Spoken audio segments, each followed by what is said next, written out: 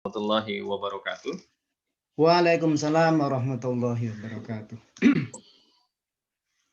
Innal hamdalillah, salatu wassalamu ala Rasulillah wa ala alihi wa sahbihi wa wala. Alhamdulillah, alhamdulillahirabbil alamin, alhamdulillahilladzi alafa baina qulubina. Fasbahna bi ni'matihi ikhwana asyhadu an la ilaha illallah wa asyhadu anna Muhammadan abduhu wa rasuluhu la nabiyya ba'dah. Bapak Ibu, Ustazah sekalian yang dirahmati Allah Subhanahu wa taala, puji syukur alhamdulillah, marilah senantiasa kita panjatkan kehadirat Allah Subhanahu wa taala atas segala limpahan nikmat dan karunia-Nya. Di mana pagi hari ini alhamdulillah kita kembali bisa bertemu, bisa menghadirkan jasad dan hati kita insyaallah untuk bersama-sama kembali mengikuti kajian Sirah Nabawiyah kontemporer bersama Ustadz kita Kiai Haji Al-Nur Rafiq Saleh Tamhid LCMA. Semoga semuanya berada dalam kondisi yang sehat walafiat. Salawat serta salam senantiasa pula kita sampaikan kepada tauladan hidup kita Nabi Allah Muhammad SAW beserta keluarga, para sahabat dan pengikutnya, dan insya Allah mudah-mudahan kita termasuk di dalamnya. Bapak Ibu sekalian dirahmati Allah Subhanahu wa taala.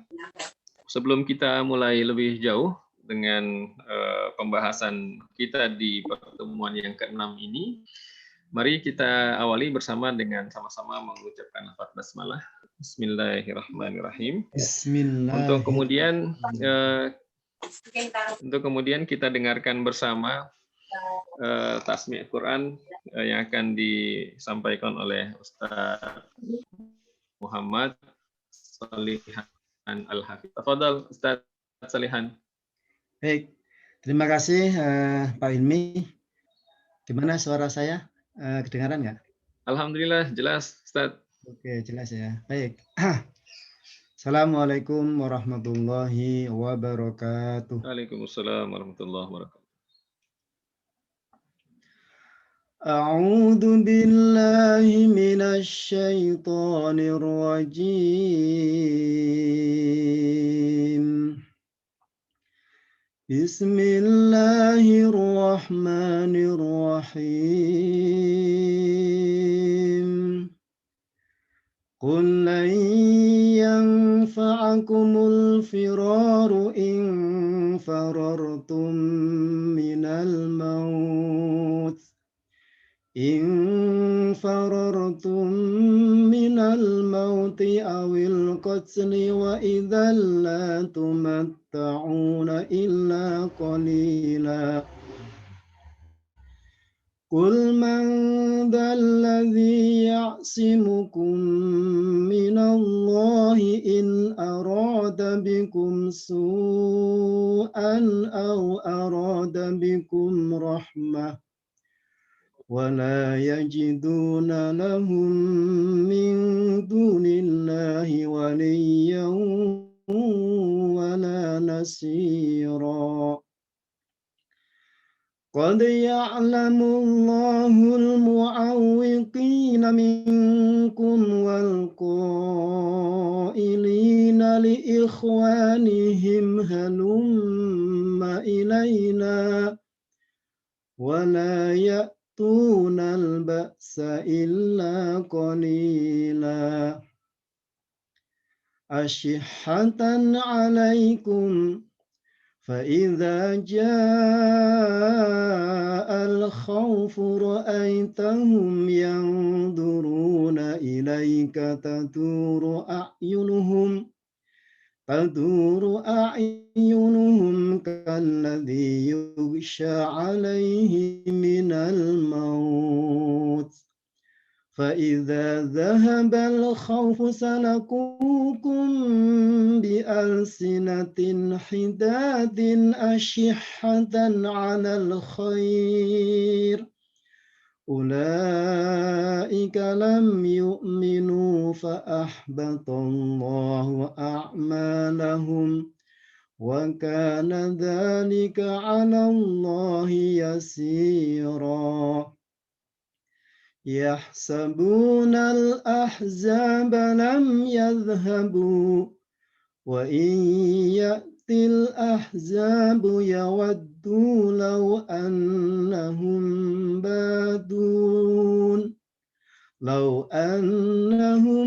بادون في الأعراب يسألون عن أنبائكم ولو كانوا فيكم ما قاتلوا إلا قليلا لقد كان لكم في رسول الله أسوة حسنة كان يرجو الله لمن كان يرجو الله واليوم الآخر وذكر الله كثيرا ولما رأى المؤمنون الأحزاب قالوا هذا ما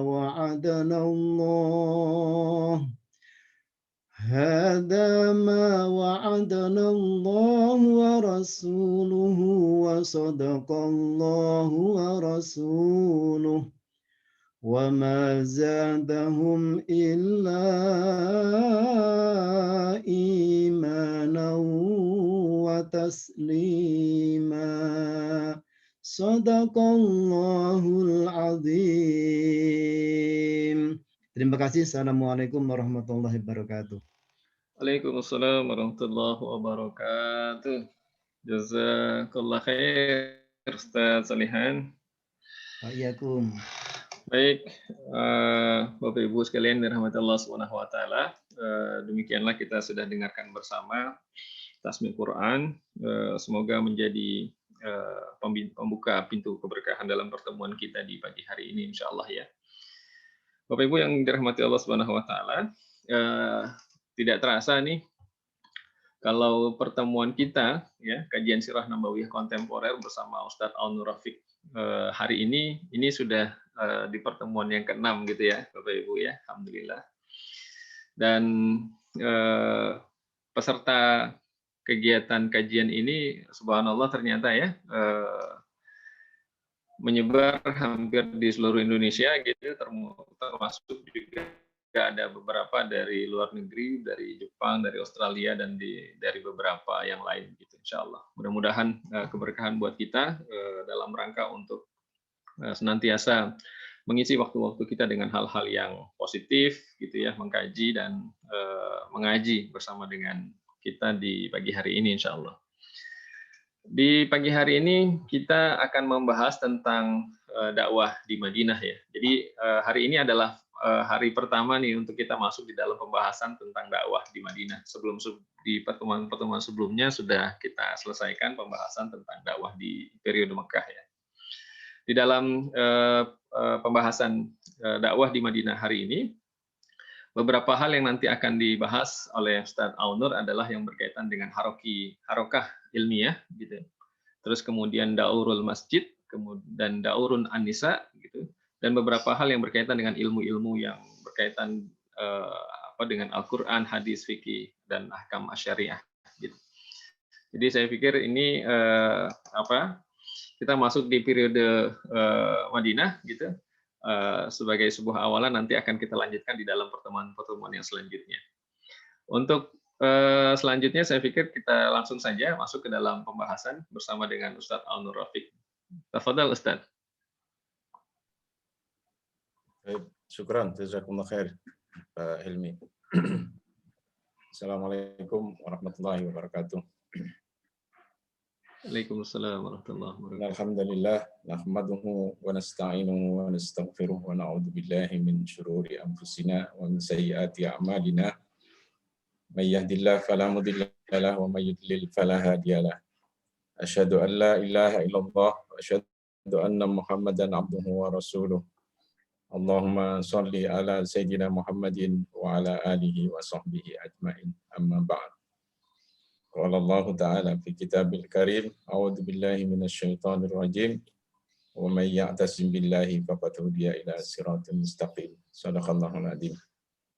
Alhamdulillah pada pagi hari yang jernih ini kita insyaallah melanjutkan kajian Sirah Nabawiyah yang sudah kita bahas sebelumnya.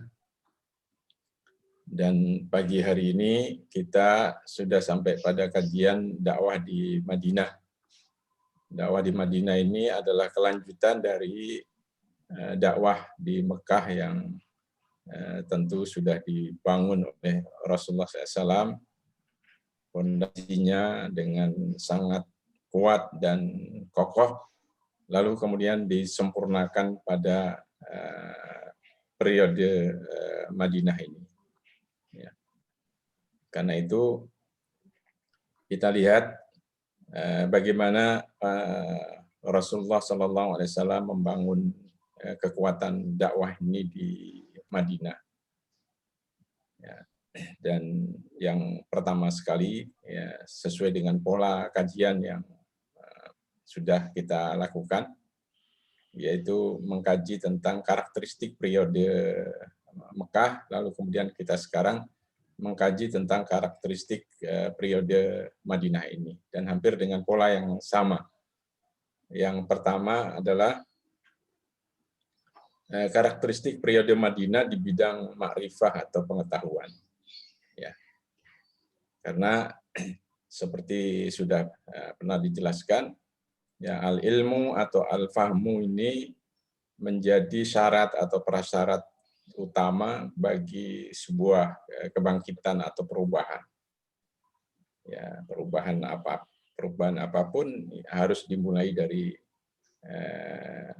harokah ilmiah ini. Karena itu kemudian kita akan melihat bagaimana harokah ilmiah atau al-harokah al-ilmiah di Madinah yang menggeliat begitu pesat, dan inilah yang kemudian menjadi salah satu rahasia suksesnya dakwah Rasulullah SAW. Ternyata ada yang disebut dengan harokah ilmiah, bukan hanya harokah jihadiyah saja, tetapi sebelum itu dimulai dengan satu harokah ilmiah yang sangat pesat sekali, yang kita bisa lihat dari data-data yang nanti kita baca bagaimana harokah ilmiah ini menggeliat dengan sangat pesat dilakukan oleh Rasulullah SAW, seorang nabi yang ummi tapi bisa menggerakkan harokah ilmiah yang sangat luar biasa. Dan ini tentu menjadi pelajaran bagi kita semua yang ingin melakukan satu perubahan yang signifikan dalam kehidupan ini, maka ya harus memulai dari dahulu Rasulullah SAW memulai perubahan ini. Karena ini menjadi prasyarat utama yang tidak boleh ditawar gitu. Sebagaimana dulu di Madinah diawali dengan Iqra' bismi rabbikal ladzi khalaq. Maka kita juga lihat kelanjutan dari Iqra' bismi rabbikal ladzi khalaq ini di Madinah dengan sebutan harokah ilmiah ini. Di dalam Al-Qur'an, ya, Allah Subhanahu wa taala banyak memotivasi kita umat Islam itu untuk belajar, dan kemudian juga bagaimana Al-Qur'an memosisikan para ulama, diposisikan dalam posisi yang sangat tinggi. Dan ini banyak sekali ayat-ayatnya, di antaranya yang saya kutip di sini di surat Az-Zumar ayat 9 itu, qul hal yastawil ladzina ya'lamun walladzina la ya'lamun innama yatadzakkaru ulul albab. Katakanlah, apakah sama orang-orang yang berilmu dengan orang-orang yang tidak berilmu? Innama yatadzakkaru ulul albab. Orang yang bisa mengambil pelajaran itu adalah orang-orang yang berilmu. Ini ayat ini mengingatkan ya betapa pentingnya ya ilmu itu, ya betapa pentingnya masyarakat harus diajak untuk ya memiliki ilmu ini, untuk berilmu agar mereka bisa mengambil pelajaran-pelajaran, ya menganalisa dan ya, kemudian ya, bergerak dengan benar.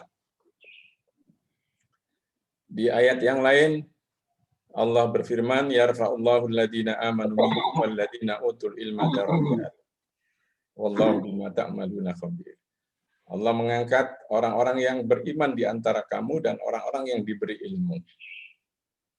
Jadi ilmu, iman dan ilmu ini syarat utama ya bagi suatu kebangkitan umat ini, ya iman dan ilmu.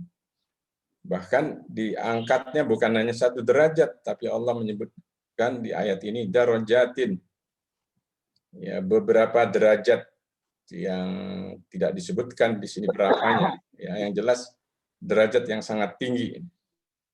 Ya. Kemudian di surat Ali Imran juga Allah menyebutkan syahidallahu annahu la ilaha illa huwa wal malaikatu wa ulul ilmi. Ya. Allah bersaksi, ya, menyatakan annahu la ilaha illa huwa, bahwa tidak ada ilah, tidak ada Tuhan kecuali Dia. Dan di sini yang disebutkan pertama Allah, kemudian yang kedua malaikat, yang ketiga ulul ilmi. Betapa tingginya derajat orang yang berilmu itu disebutkan. Pertama Allah, malaikat, lalu kemudian mereka, orang-orang yang berilmu ini.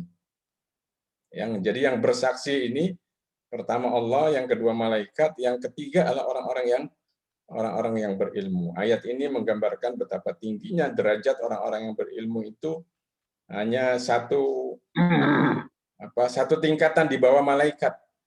Di malaikat Allah Subhanahu wa taala derajatnya. Ya. Qaiman bil qisti, ya, yang bisa menegakkan keadilan. Jadi orang-orang yang berilmu inilah orang-orang yang bisa diharapkan bisa menegakkan keadilan Allah Subhanahu wa taala. Di dalam hadis juga ada banyak sekali hadis-hadis yang menyebutkan tentang keutamaan ilmu ini. Ya, di antaranya di sini saya kutipkan, la hasada illa fisnataini. Ya, tidak boleh mendengki kecuali terhadap dua hal. Rajulun ata'u malan fasullita ala halakatihi fil haq. Satu, yaitu terhadap seorang yang Allah memberikan harta kepadanya, lalu dia pergunakan harta tersebut di jalan kebenaran. Ini iri yang dibolehkan, irinya kepada kebaikan yang bisa dilakukan dengan harta. Dan yang kedua adalah dengan warajulun atahullahul hikmah, terhadap seseorang yang diberikan hikmah, diberi ilmu oleh Allah, lalu fahuwa yaqdi biha wa yu'allimuha. Lalu kemudian dengan hikmah itu dia mengamalkannya dan kemudian mengajarkannya. Di hadis-hadis yang lain juga banyak sekali orang yang sedang menuntut ilmu itu adalah orang yang sedang berjalan menuju surga Allah Subhanahu wa taala. Ya, majelis ilmu, setiap ada majelis ilmu, ya mudah-mudahan seperti ini yang kita lakukan walaupun tidak berkumpul karena adanya situasi yang memaksa. Dalam majelis-majelis ilmu selalu dihadiri oleh malaikat-malaikat Allah. Sampai mereka berkerumun dari saking mulianya majelis ilmu itu dikerumuni malaikat, dan malaikat itu bertumpuk sampai ke langit. Dari dunia sampai ke langit menyaksikan dan mendengarkan majelis ilmu itu. Ini semua ayat-ayat dan hadis-hadis tentang keutamaan orang berilmu ini disampaikan oleh Rasulullah SAW kepada para sahabat, dan kemudian menggerakkan mereka untuk kemudian mereka mau belajar dan meningkatkan pengetahuan mereka, yang dimulai dari masyarakat yang tercatat di dalam sirah itu. Nanti juga kita baca itu. Ketika Rasulullah SAW menyampaikan Islam pertama kali di Mekah itu, masyarakat Mekah itu yang bisa baca dan tulis itu hanya 15 orang. Itu di Mekah. Ya. Lalu kemudian setelah Rasulullah SAW memulai dakwahnya melalui harakah ilmiah ini, mereka berubah seperti disihir dalam tanda kutip, berubah secara drastis, total menjadi umat yang berilmu. Dan hampir rata gitu. Hampir rata dari yang nol tidak bisa membaca, dengan Al-Quran ini, harakah ilmiah ini, mereka berubah menjadi umat yang melek bukan hanya baca tulis saja, tetapi juga masyarakat yang berilmu, ya, dalam pengertiannya yang sangat mendalam dan luas. Lalu kemudian harakah ilmiah ini pertama melibatkan masjid. Ya, di slide berikutnya ada peran Masjid Nabawi dalam harakah ilmiah ini. Ya, seperti yang kita ketahui bagaimana masjid pertama kali dibangun oleh Rasulullah SAW setibanya beliau di Madinah. Hal yang pertama kali dilakukan oleh Rasulullah SAW ketika sampai di Madinah itu adalah membangun masjid. Sebetulnya masjid yang pertama itu Masjid Quba. Walaupun ini bisa kita lihat betapa pentingnya masjid di dalam kehidupan ini. Di Quba itu Rasulullah hanya mampir gitu, tetapi kemudian di situ kemudian Rasulullah SAW mendirikan masjid yang kemudian sekarang diabadikan menjadi Masjid Quba itu. Jadi tempat waktu itu digunakan sholat oleh Rasulullah SAW. Lalu kemudian Rasulullah tibanya di Madinah, Rasulullah SAW membangun masjid. Dan masjid ini pertama tentu sebagai tempat ibadah, dan yang kedua sebagai pusat berbagai kegiatan. Dan tentu terutama adalah kegiatannya adalah taklim. Ya. Dan kita bisa melihat bagaimana Rasulullah SAW memotivasi para sahabatnya untuk menggunakan masjid ini sebagai pusat kegiatan, terutama taklim ini. Di hadis riwayat Muslim ini disebutkan majtama'a qaumun fi baitin min buyutillah. Tidaklah sekelompok orang berkumpul di satu masjid, ya, rumah Allah, fi baitin min buyutillah, di salah satu rumah Allah. Ini maksudnya adalah masjid. Untuk membaca Al-Qur'an, ya. Yatluna kitaballah wa yatadarasunahu. Untuk membaca Al-Qur'an, ya, dan mengkajinya. Ya. Di terjemahannya ini ada kurang itu, ya. Bukan hanya yatluna kitaballah, bukan hanya membaca, tetapi wa yatadarasunahu bainahum, dan mengkajinya bersama-sama. Ya, illa nazalat alaihimus sakinah wa ghasyiyatuhumur rahmah wa haffathumul malaikah. Ini yang dalam rangka untuk memotivasi. Lalu majelis ini akan diliputi ketenangan, rahmat, dan dihadiri oleh para malaikat, dan disebut oleh Allah Subhanahu wa taala, dibanggakan oleh Allah di kalangan para malaikat. Ya. Dan kemudian di sini di akhir hadis ini Rasulullah menyebutkan wa man bata'a bihi amaluhu lam yusri bihi nasabuhu. Siapa yang amalnya itu ya, terlambat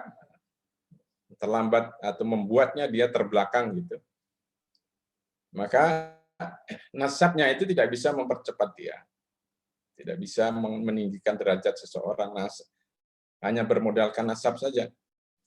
Tetapi yang bisa meningkatkan derajat seseorang itu adalah amal dan ilmu itu. Nah, inilah kedudukan masjid, disebutkan secara eksplisit ya, oleh Rasulullah SAW betapa pentingnya peran masjid ini. Dan ini tentu menjadi pelajaran bagi kita, harus kita hidupkan ta'lim fil masajid ini, ta'lim di masjid ini, karena orang masuk masjid itu tentu akan mendapatkan suasananya tersendiri. Beda, ya, kita bisa merasakan suasana batin, suasana hati ketika kita masuk pasar dengan masuk masjid. Beda. Ya. Karena itu taklim itu yang berkah, yang baik, suasananya adalah di dalam masjid, kondusif gitu. Memudahkan orang untuk menerima ilmu, memudahkan orang untuk mencernihkan hatinya, ya, melakukan tadabbur, perenungan itu di masjid, tentu ini tempat yang paling baik. Karena itu ini digunakan oleh Rasulullah SAW. Maka taklim masjid ini harus dihidupkan. Nah, kemudian Taklim yang dilakukan oleh Rasulullah SAW ini ada dua model.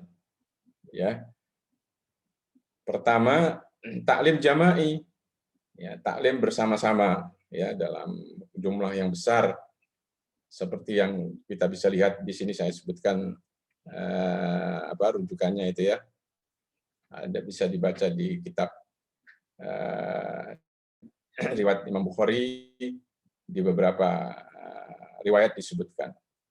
Lalu kemudian Rasulullah SAW juga pernah menyampaikan kepada para sahabat, ya, khudul Quran min arba'ah, belajarlah Al-Quran dari 4 orang, yaitu min Abdullah bin Mas'ud, dari Abdullah bin Mas'ud, ya, fabada'a bihi, kemudian Rasul memulai dengan Ibnu Mas'ud ini karena, ya, memang dia guru Al-Quran yang sangat luar biasa.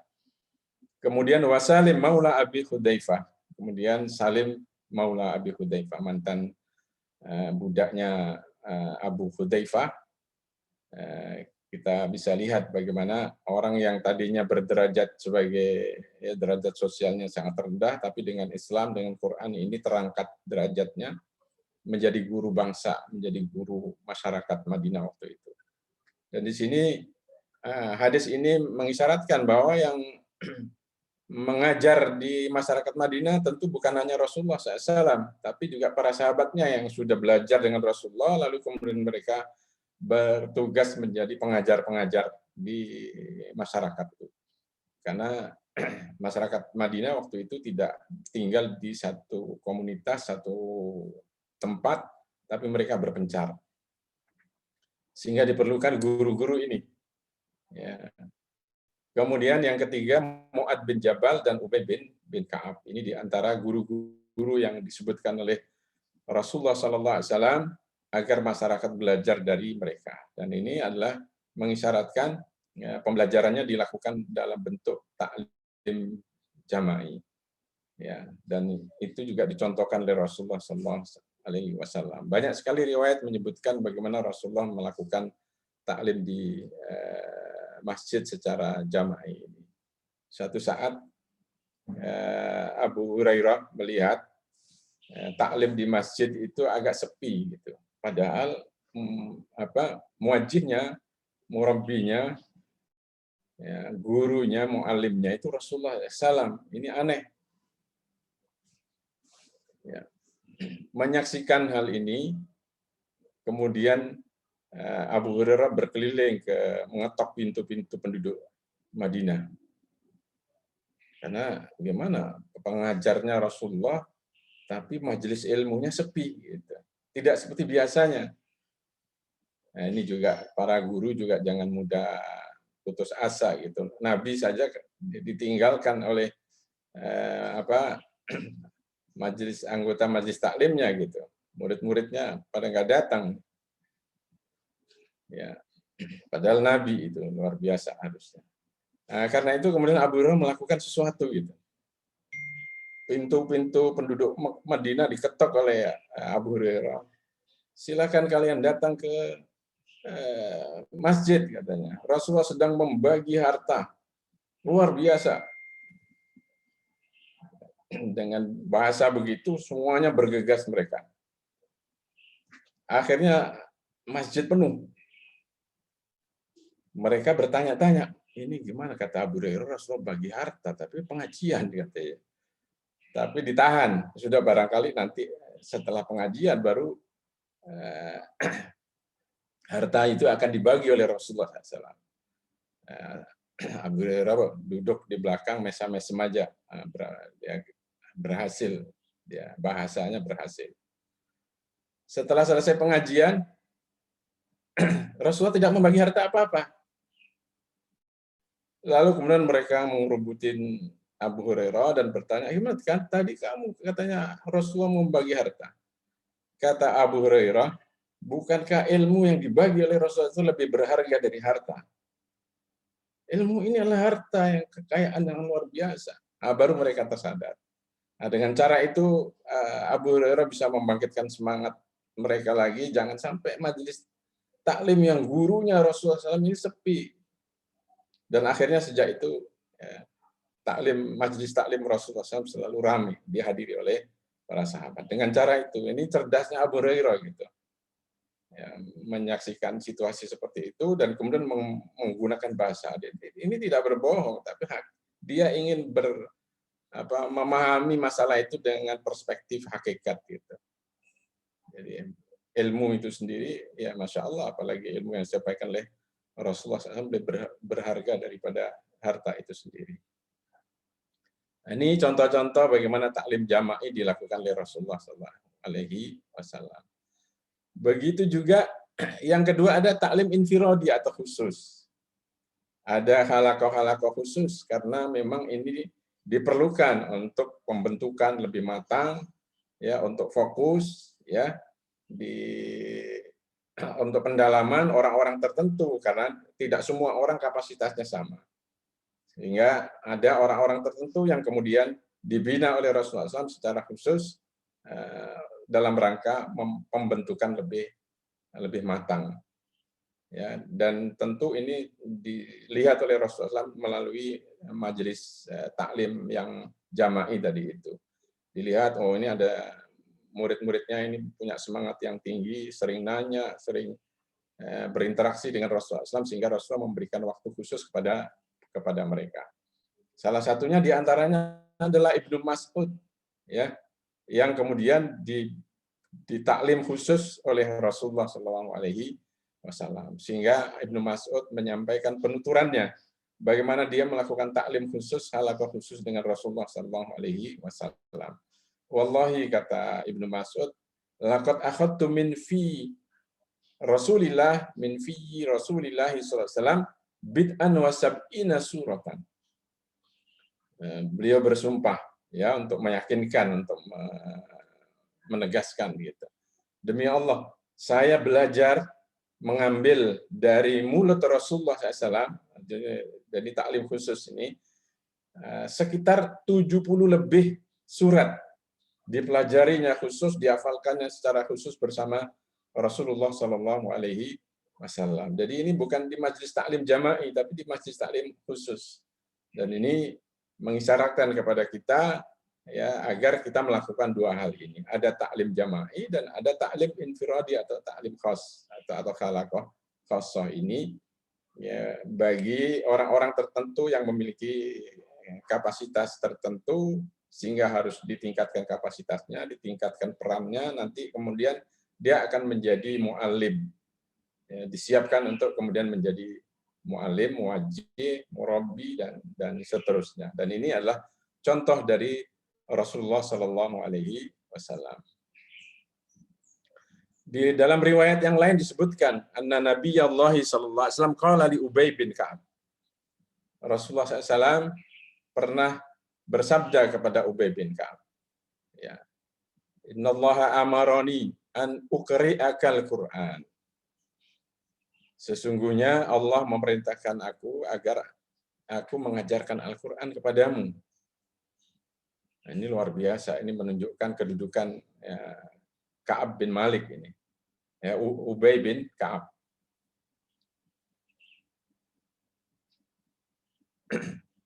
Sampai kemudian ketika disampaikan ini, Ubay bin Ka'ab terkejut.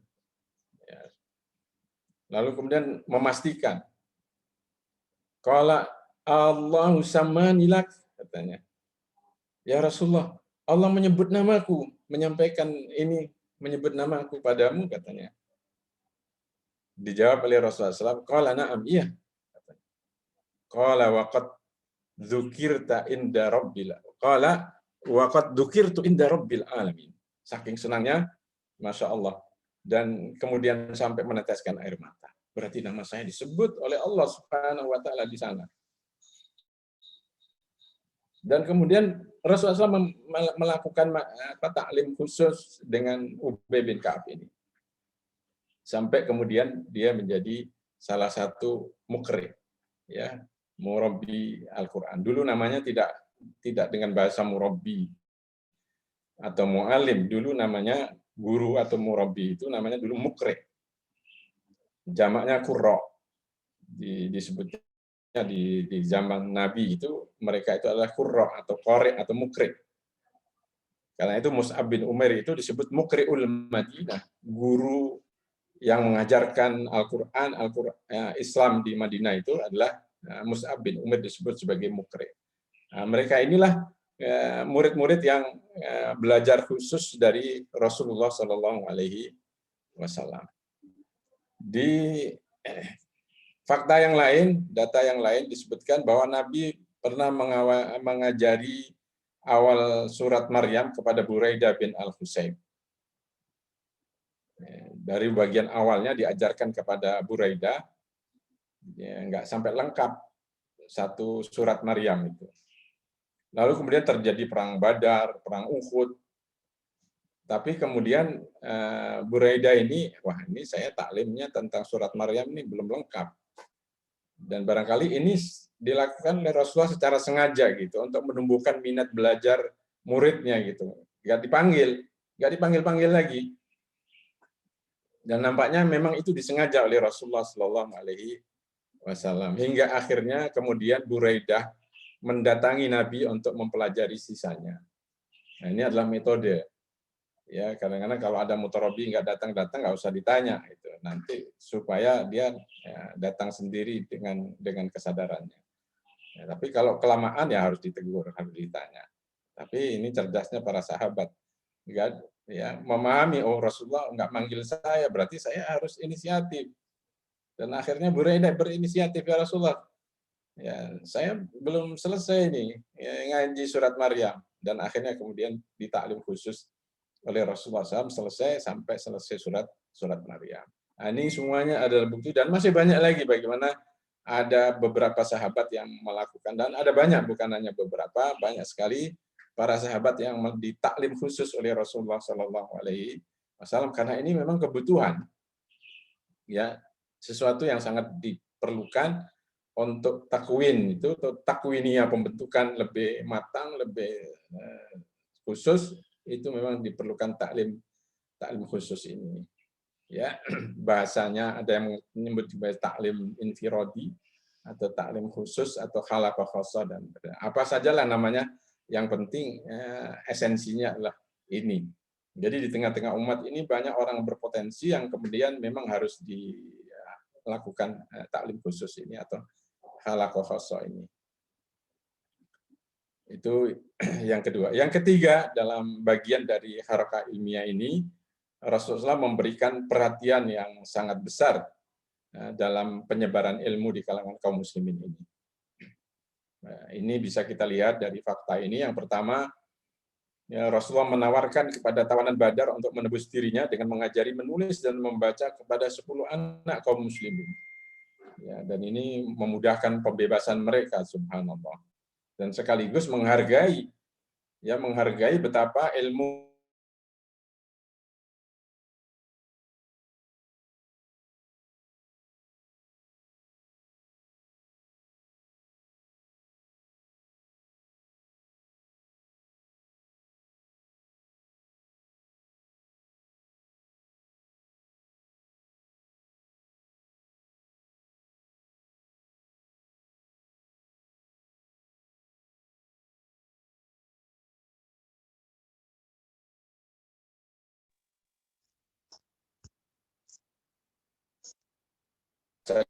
di masanya, tapi kemudian menjadi umat yang, ya, qaidah, umat yang memimpin di sepanjang zaman dan menjadi teladan bagi seluruh umat Islam di sepanjang zaman. Kemudian fakta yang kedua, menunjuk Al-Hakam atau Abdullah, ya, bin Sa'id bin As ini menjadi guru menulis kepada penduduk Madinah sebelum terbunuh syahid di Badar. Dulu Al-Hakam ini datang, ya, ke Madinah berhijrah, namanya Al-Hakam, tapi kemudian dirubah namanya oleh Rasulullah SAW menjadi Abdullah. Kayak kamu saya rubah namanya menjadi Abdullah bin Sa'id bin Al-As. Karena dia termasuk satu-satunya penduduk Mekah yang bisa baca tulis. Begitu sampai di Madinah, dia diberi tugas oleh Rasulullah SAW untuk sudah ajari penduduk Madinah supaya mereka bisa baca dan tulis. Tentu ini tahapan awal gitu, bagaimana bisa berinteraksi dengan Al-Quran secara lebih intensif dan lebih luas gitu ya, harus bisa baca dan menulis. Kemudian di Madinah ada yang disebut dengan Sufah. Sufah itu satu tempat di belakang masjid yang dikhususkan bagi para muhajirin yang baru datang, yang belum tertampung di rumah-rumah kaum Ansor, ya, yang kemudian Sufah ini menjadi tempat belajar Al-Quran dan hukum-hukum syariah secara intensif, ya. Jadi mereka yang ditampung oleh Rasulullah di Sufah ini, terutama kaum muhajirin, memanfaatkan waktunya sepenuhnya untuk belajar Al-Quran dan hukum-hukum syariat ya, Islam ini, dan itu salah satu muridnya yang kemudian terkenal itu adalah Abu Hurairah. Abu Hurairah ini lulusan Sufah ini, hingga menjadi guru dan perawi hadis yang paling produktif di sepanjang zaman. Ini ya, lulusan madrasah Sufah ini. Ini semua menunjukkan bagaimana perhatian yang begitu besar dari Rasulullah SAW untuk mengajar masyarakat Madinah. Kemudian penuturan dari Uqbah bin Amir, dia berkata,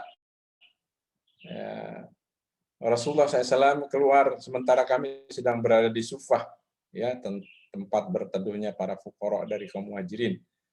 Kemudian beliau bertanya, siapakah di antara kalian yang suka pergi ke Budhan atau ke Akik di satu lembah, ini nama lembah.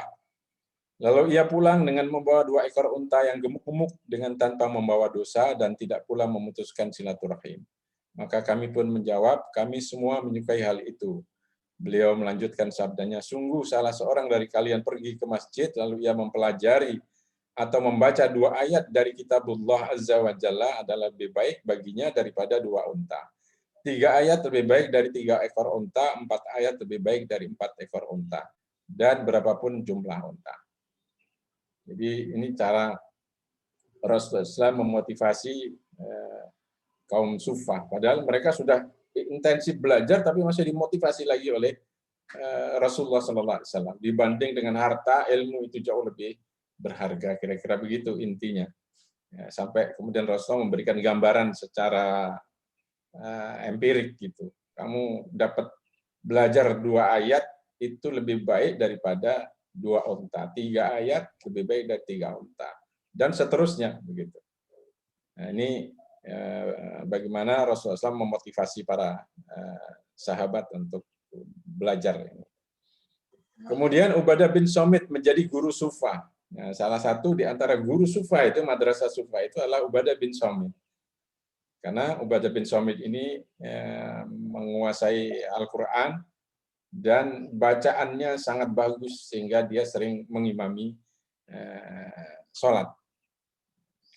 Dia menuturkan hingga dia mendapat hadiah alat pemanah dari salah seorang muridnya.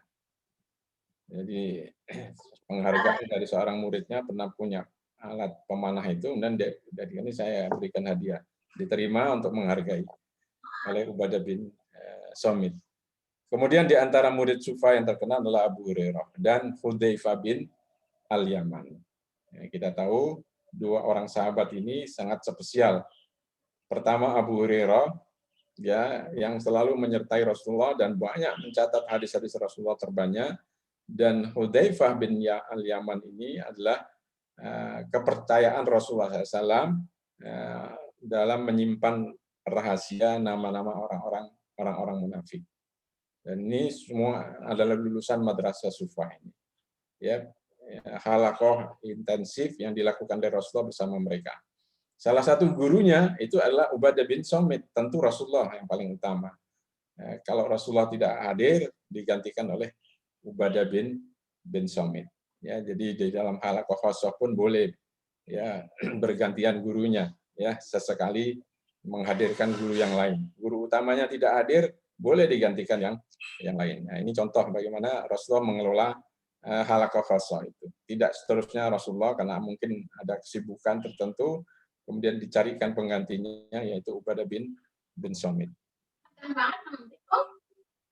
Kemudian dari hasil harakah ilmiah ini di masyarakat Rasulullah SAW kemudian muncul ya, sejumlah juru tulis atau kutab ya, Rasulullah SAW berjumlah 40 orang lebih, ya, di luar penulis zakat, surat dan perjanjian. Jadi di masa Rasulullah ini gerakan harakah ilmiah ini luar biasa pesatnya, sehingga kemudian menghasilkan banyak, ya, para juru tulis.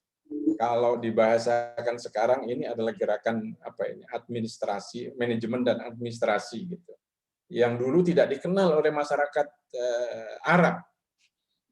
Setelah diajari oleh Rasulullah dan Rasulullah memberikan contoh, diberikan tugas, ada yang menjadi pencatat tentang perjanjian, akad, ya, dan ada penulis wahyu. Penulis wahyu lebih spesifik lagi, harus kualifikasinya sangat tinggi. Ya, orang-orang yang lulus di Madrasah Sufah di antaranya itu semua sebagian besarnya adalah kemudian ditunjuk oleh Rasulullah SAW menjadi pencatat wahyu. Tapi pencatat administrasi juga diberlakukan oleh Rasulullah SAW. Karena itu kemudian jumlah para juru tulis ini banyak. Bukan kalau di hadis-hadis yang lain kita membaca penulis wahyu itu hanya 6 atau berapa gitu, atau 10. Tapi ternyata di dalam masyarakat Madinah ini banyak mereka yang kemudian ditunjuk oleh Rasulullah menjadi juru tulis. Ini kan gerakan administrasi dan manajemen yang kemudian digalakkan oleh Rasulullah SAW. Para qurra di kalangan sahabat Nabi sangat banyak jumlahnya, kata Ibnu Hajar al-Asqalani di dalam bukunya itu. Sehingga padahal perbandingannya ini saat Islam datang di Mekah, di kalangan Quraisy hanya ada 17 orang yang bisa menulis. Setelah sampai di Madinah, kemudian situasi agak kondusif, boleh dikata kemudian gerakan harakah ilmiah ini sangat pesat dilakukan oleh Rasulullah SAW. Di slide berikutnya, setelah Islam kuat di Madinah, Nabi mengirim para guru keluar Madinah bagi bagian dari harakah ilmiah ini. Maka kemudian kita lihat ada pemberangkatan 70 qurra. Nah, ini istilahnya qurra. Qurra ini kalau bahasa kita sekarang ya murabi. Mu'alim, para guru yang memang spesial, mereka sudah dididik oleh Rasulullah SAW, mengajarkan Quran, mengajarkan hukum-hukum syariat, hukum-hukum Islam ini. Lalu kemudian ada pemberangkatan 70 qurra ke kabilah Bani Amir di Najd. Najd ini jauh. Kalau sekarang di sekitar Riyadh sana. Berarti kita bisa lihat Madinah ke Riyadh itu ditempuh dengan pesawat itu sekitar 1 jam. Kira-kira dari Jakarta Surabaya itu. Ini sudah sampai dilakukan oleh Rasulullah SAW sampai ke sana mengajari masyarakat gitu. Lalu kemudian terjadi tragedi Bi'ru Ma'unah seperti yang kita baca di dalam sirah. Mereka dikhianati, lalu kemudian mereka ini dibantai oleh pengkhianat itu, dan kemudian Rasulullah setelah itu mendoakan kabilah yang membantai yang berkhianat ini.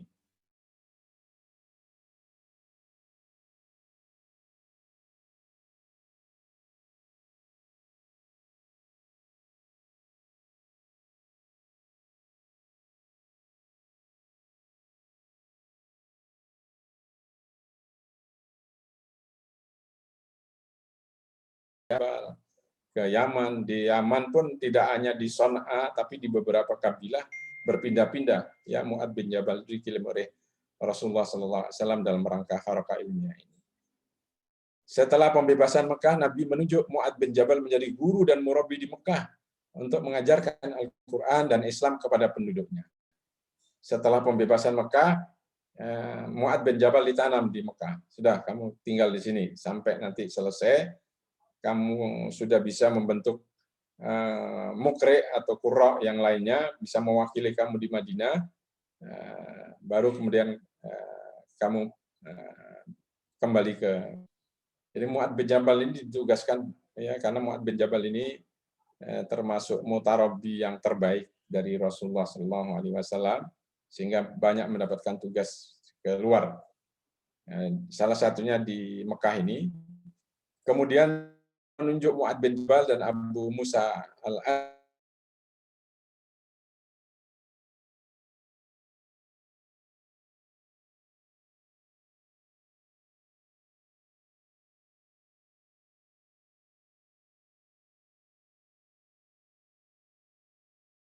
antaranya ya Abd bin Zaid, kemudian Malik bin Ubadah, Uqbah bin Namr, Malik bin Murrah, dan lainnya. Ini sekedar fakta yang menunjukkan yang dikirim tidak hanya satu orang, tapi banyak.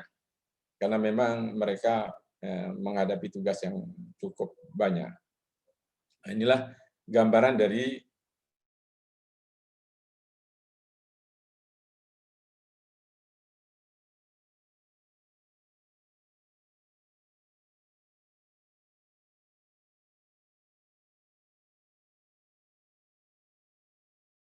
dan membangkitkan, melakukan perubahan yang besar. Tentu harakah ilmiah ini tidak boleh diabaikan.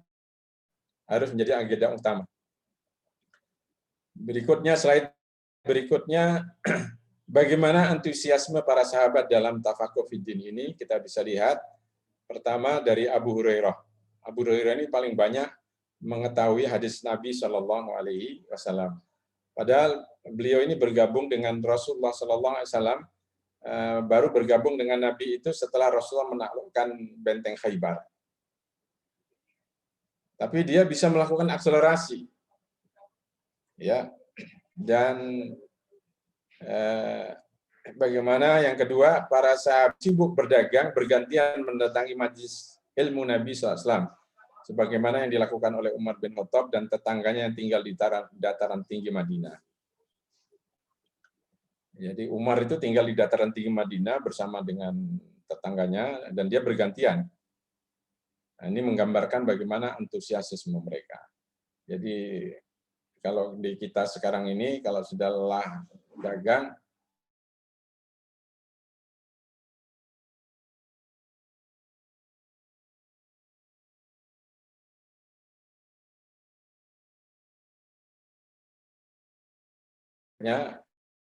kata Umar, setiap kali saya datang ya saya harus tentir ke tetangga saya itu. Begitu juga sebaliknya.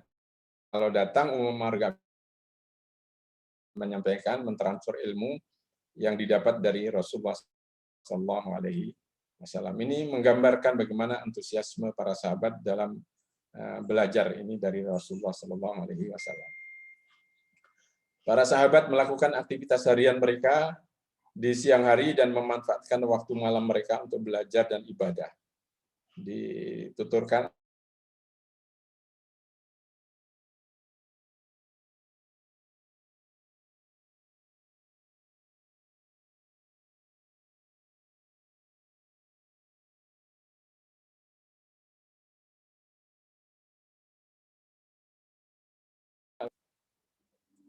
Kemudian Anas bin Malik berkata, mereka mempunyai kebiasaan tinggal di masjid. Ya, jika sore hari tiba, mereka pergi ke pinggiran Madinah, mengaji bersama dan sholat. Menghafal Quran bersama dari minggir.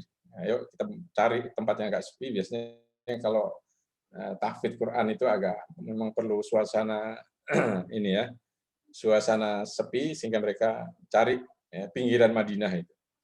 Mengaji bersama dan sholat, sehingga keluarganya menyangka mereka sedang di masjid.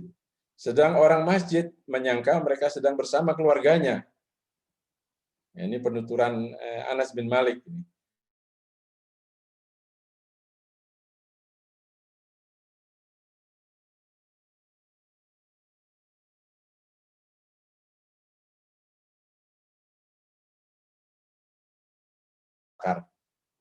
Belikan gas kalau zaman sekarang itu.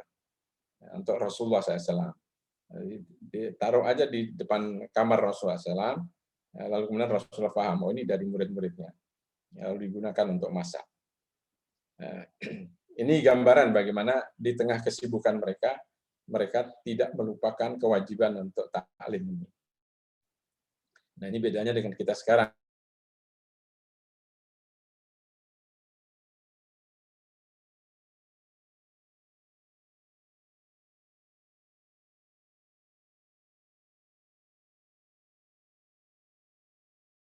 Ya, sepanjang usianya, seumur hidup belajar itu ya.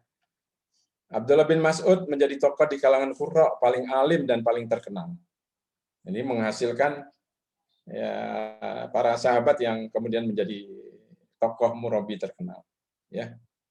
Dia menuturkan, demi Allah yang tidak ada ilah selainnya, tidaklah satu surat pun yang diturunkan dari kitabullah kecuali aku tahu di mana surat itu diturunkan, dan tidak ada satu ayat pun dari kitabullah kecuali aku tahu kepada siapa ayat itu diturunkan. Sekiranya aku tahu ada orang yang lebih tahu tentang kitabullah dan tempatnya bisa ditempuh oleh unta, niscaya aku akan berangkat menemuinya. Masya Allah, semangat belajar ini dari kalangan para sahabat ini juga nurun juga kepada tabi'in, tabi'ut tabi'in, sampai kepada Imam Bukhari, Imam Muslim. Dalam riwayat itu kita bisa lihat bagaimana Imam Bukhari itu ngecek satu hadis itu berangkat ke Sam dari Bukhara, ya, udah berangkat ke Mesir, ya, pakai unta hanya untuk mengecek kebenaran satu hadis. Ini adalah gambaran bagaimana semangat mereka, dan karena itu wajar kalau kemudian mereka menjadi khairu ummah. Kuntum khairu ummatin ukhrijat linnas. Kemudian peristiwa yang lain di sini disebutkan ada Sulaid radhiyallahu anhu mengembalikan tanah yang diberikan Rasulullah kepadanya. Sulaid ini diberi bantuan, gitu, bantuan tunai dalam bentuk tanah. Sudah, kamu perlu bantuan ekonomi, dikasih tanah oleh Rasulullah SAW. Tapi kemudian dikembalikan lagi. Apa sebabnya? Sebabnya dia mengatakan, wahai Rasulullah, tanah yang kau berikan kepada aku telah menjauhkan aku darimu. Jadi sibuk bertani, lalu kemudian, wah ini kalau saya sibuk tani terus ini nggak bisa belajar dengan Rasulullah SAW. Sekarang aku kembalikan kepadamu, aku tidak memerlukan sesuatu yang membuatku jauh darimu. Ini Masya Allah. Jadi jangan sampai dikasih jabatan, malah jabatan itu membuat kita jauh dari dakwah. Ya, kalau itu terjadi, kembalikan lagi jabatan, ya, supaya tidak jauh dari dakwah. Karena jabatan itu justru harus untuk menunjang dakwah kita, gitu. Harta yang diberikan oleh Allah ini harusnya mendorong kita lebih giat lagi berdakwah. Jangan sampai itu semua kemudian menjauhkan kita dari dakwah. Naudzubillah. Nah, inilah karakter, ya, para sahabat Rasulullah SAW, bagaimana antusias mereka untuk belajar dan berdakwah bersama Rasulullah SAW. Dalam harakah ilmiah ini juga tidak melupakan peran wanita, ya, luar biasa. Di kalangan wanita juga ini menggeliat, ya, harakah ilmiah ini. Nabi mendorong kaum lelaki agar mengajari kaum wanita di rumah-rumah mereka. Kata Rasulullah, ada 3 orang yang akan mendapat pahala 2 kali. Disebutkan oleh Rasulullah, salah satunya adalah dan seseorang yang memiliki hamba sahaya wanita, lalu dia memperlakukannya dengan baik, mendidiknya dengan baik, dan mengajarkan kepadanya dengan sebaik-baik pengajaran. Ini diingatkan, para suami berkewajiban memberikan pendidikan kepada istri-istrinya, wanita-wanita yang mungkin tidak bisa hadir mengikuti majelis taklim Rasulullah SAW, maka Rasulullah menitipkan kepada para suami, ya, agar menjadi murabbi bagi wanita-wanita yang ada di rumahnya. Ini kepada hamba sahayanya saja diperintahkan agar mereka mendidiknya, apalagi kepada keluarga, pada anak-anak dan istrinya. Kemudian kaum wanita menghadiri sholat subuh berjamaah di masjid agar tidak ketinggalan ilmu dari Nabi SAW. Sampai kemudian Rasulullah SAW mengatur adabnya, gitu. Kalau keluar masjid yang perempuan dulu, katanya, yang laki belakangan. Nah, sehingga itu diantara adab yang diberikan oleh Rasulullah SAW. Ini menunjukkan bahwa wanita di Madinah waktu itu juga aktif, itu ikut berjamaah di masjid mendengarkan, karena biasanya setelah sholat subuh Rasulullah menyampaikan taklimnya. Kemudian Ibnu Sa'ad dalam At-Tabaqat menyebutkan nama-nama sebagian wanita yang ikut sholat berjamaah bersama Nabi di masjid. Sampai ada datanya itu nama-nama yang aktif, wanita-wanita yang aktif ngaji ini. Ya, itu bisa dilihat di kitab At-Tabaqat, ya, jilid 8 halaman 296. Kemudian hasilnya ini, Aisyah Ummul Mukminin menjadi wanita yang paling banyak memiliki ilmu hadis dan fikih. Wajar, karena beliau tinggal bersama mendampingi Rasulullah SAW berinteraksi, dan hadis-hadis tentang keluarga, tentang rumah tangga itu banyak kita dapatkan dari Ummul Mukminin Aisyah radhiyallahu anha. Sampai para sahabat bertanya kepadanya tentang waris dan meluruskan sebagian hadis yang mereka riwayatkan secara salah.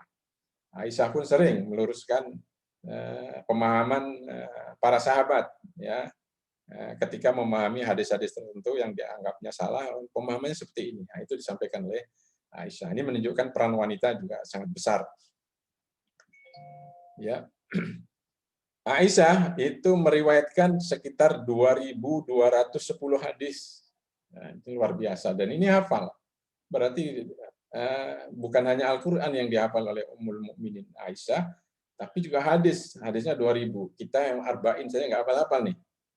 Ya Allah, ini 2.210 hadis dihafal oleh Ummul Mukminin. Ya, menunjukkan betapa kualitas wanita di zaman Nabi. 174 hadis disepakati Bukhari dan Muslim, ya, sebagai hadis sahih. 50 hadis diriwayatkan oleh Bukhari sendiri. Kemudian 69 hadis diriwayatkan oleh Muslim secara sendiri.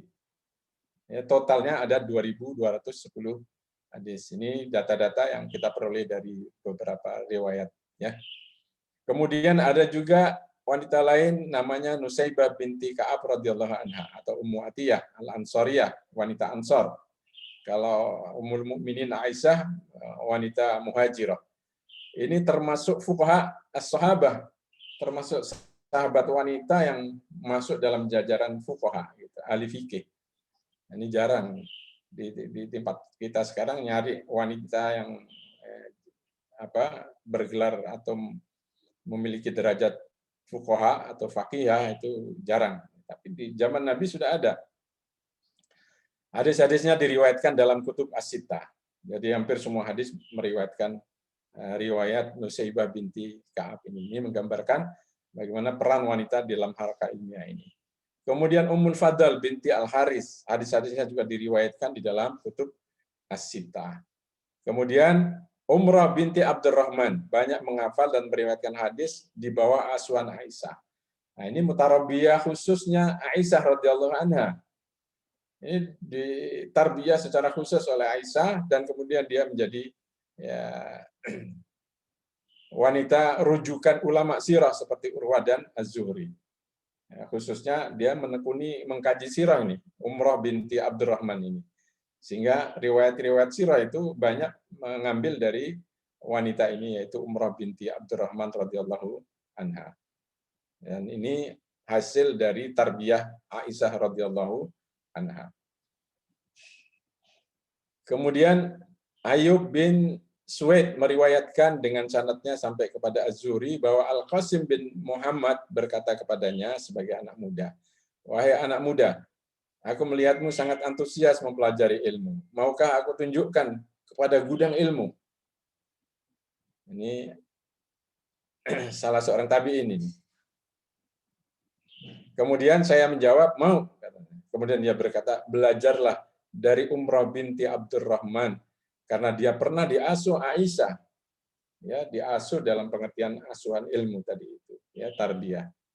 Ia berkata, "Kemudian aku mendatanginya, lalu kudapati dia seperti lautan ilmu yang tidak pernah kering." Subhanallah.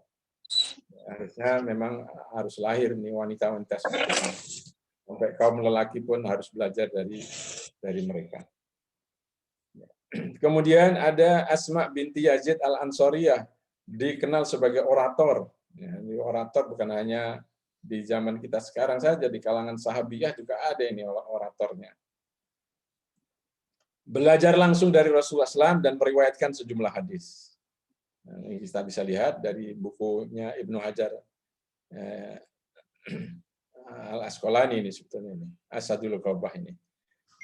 Kemudian ada Ummu Darda, namanya Khairiyah binti Khadra As-Silmi, dikenal sebagai wanita yang sangat alim, yang meriwayatkan hadis dari Rasulullah dan suaminya Abu Darda, yang namanya Uwaimir bin Malik.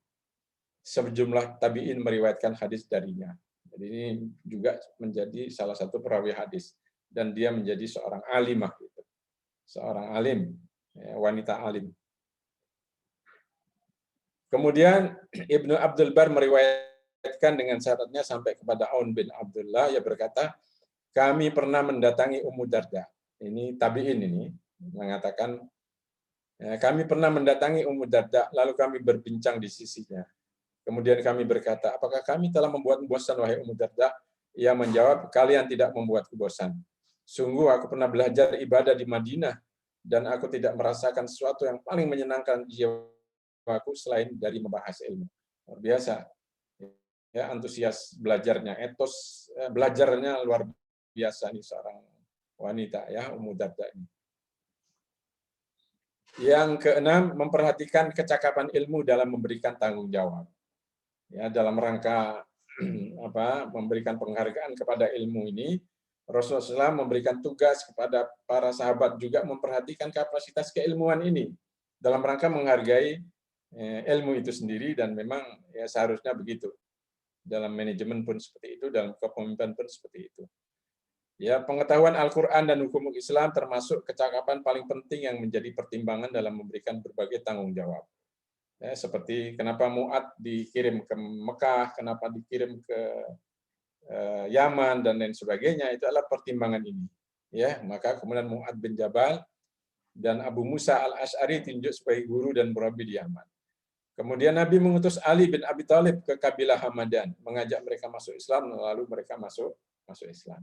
Yang diberikan tugas-tugas adalah mereka memang yang dari sisi kapasitas keilmuannya sudah memadai. Kemudian mengutus Abu Ubaidah bin Al-Jarrah ke Najran. Ya, Abu Ubaidah bin Al-Najran ini termasuk juga ya, murid ya, sukses Rasulullah SAW. Ke Najran ini adalah penduduk yang beragama Nasrani.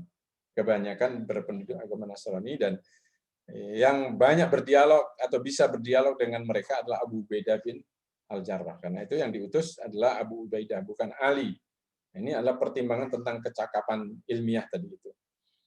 Kemudian di dalam hadis Anas disebutkan bahwa penduduk Yaman mendatangi Nabi seraya berkata, utuslah bersama kami seorang yang mengajarkan kepada kami sunnah dan Islam.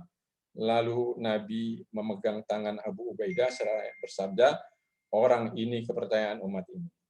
Nah, jadi selain Mu'ad bin Jabal, juga Abu Ubaidah bin Al-Jarrah juga dikirim ke Yaman. Dan sekaligus mendapat gelar dari Rasulullah SAW sebagai kepercayaan aminu hadhil ummah, orang kepercayaan umat ini. Nah, begitulah dalam rangka menghargai ilmu, Rasulullah SAW memberikan gelar-gelar. Kalau sekarang ada gelar LC, MA, doktor, profesor. Nah, dulu Nabi memberinya gelar itu aminu hadhil ummah. Ini adalah kepercayaan umat ini. Kemudian di antara hasil dari harakah ilmiah ini, Salim Maula Abu Hudzaifah mengimami kaum muslimin. Ya, di antaranya terdapat Umar bin Khattab. Padahal di situ ada Umar. Ya, Umar termasuk sahabat senior dan juga banyak menguasai ilmu, ya, ilmu Islam ini, tapi masih kalah dengan Salim Maula Abu Hudzaifah. Walaupun dia mantan budak, tapi ilmunya tidak kalah dengan Umar, dan karena itu yang sering mengimami para sahabat itu diantaranya adalah Salim ini. Kemudian ia termasuk 4 sahabat yang direkomendasikan Nabi agar orang-orang belajar Al-Quran dari mereka. Kemudian Nabi mengangkat Utsman bin Abdul As menjadi amir kabilah Sakif. Ya, sekalipun paling muda di antara mereka. Jadi kalau ada kabilah-kabilah yang datang kepada Rasulullah SAW, biasanya kemudian Rasulullah SAW menunjuk amir mereka, pemimpin mereka atau nakib mereka. Nah, selalu Rasulullah SAW menunjuk di antara mereka itu yang paling cepat menguasai Al-Quran, walaupun dari sisi usia, ya usianya paling muda. Ya, tentu pertimbangannya adalah karena antusiasnya dalam mempelajari Al-Quran dan belajar agama. Sebagaimana menunjuk Farwah bin Musaik al-Muradi sebagai pemimpin kabilah Murad, Zubaid dan Madhaj.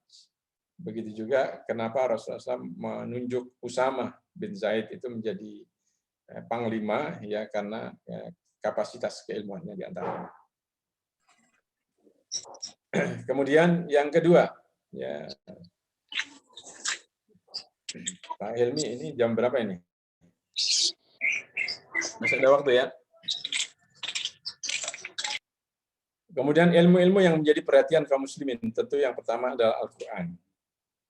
Ya, pengajaran Al-Quran sudah dimulai sejak dini. Setelah bai'ah khutbah pertama itu Rasulullah mengutus Mus'ab bin Umair ke Madinah mengajarkan Al-Quran sehingga dikenal sebagai Al-Muqri.